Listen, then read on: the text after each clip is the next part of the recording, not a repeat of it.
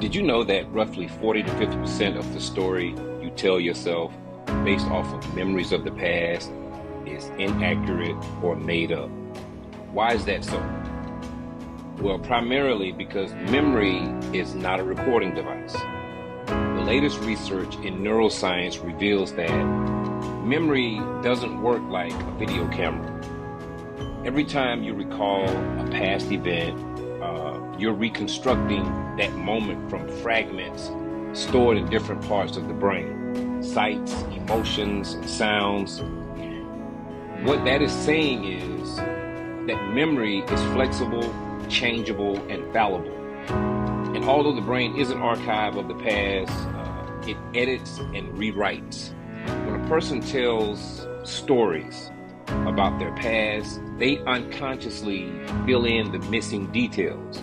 They reshape events or polish gaps to make them more coherent.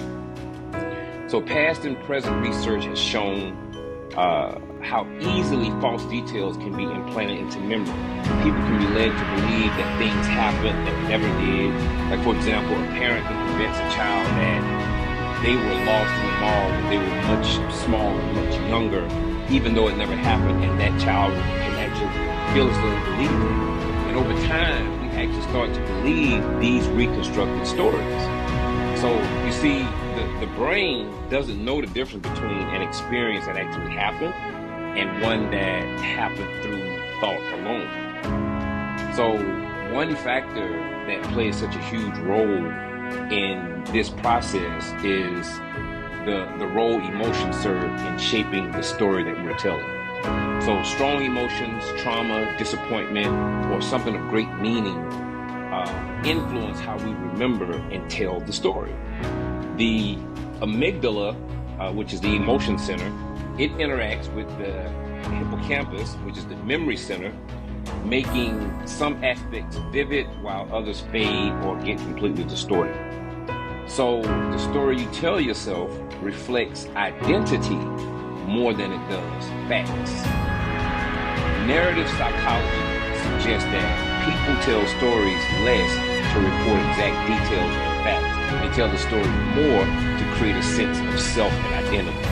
So the story we tell about our past is often shaped to fit our current lives, beliefs, values, and identity, not necessarily what really happened.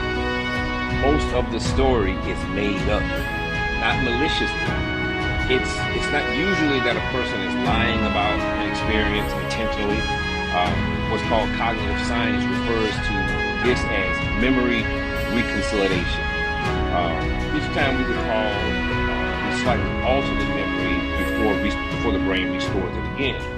And after consistently retelling the story, it may drift from original or origin event as it happened, but it feels subjectively real to the storyteller.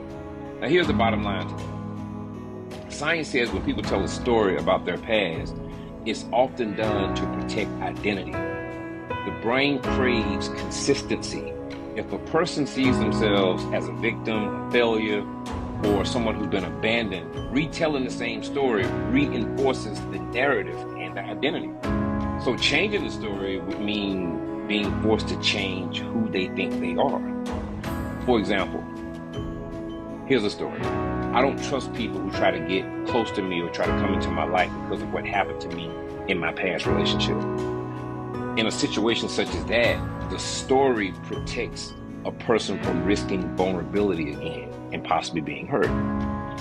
Now, let me assure you that our memories are not recordings, just as our brains are not without the ability to change, which is called neuroplasticity. Let me reintroduce myself. My name is DeCourcy Dumas. I'm a life purpose life coach and practitioner of natural medicine as it relates to the science of the brain and the body. Allow me to help you reframe your story and your limiting memory into an empowering one, strengthening self-identity and creating forward momentum towards living from a vision of the future instead of memories of the past.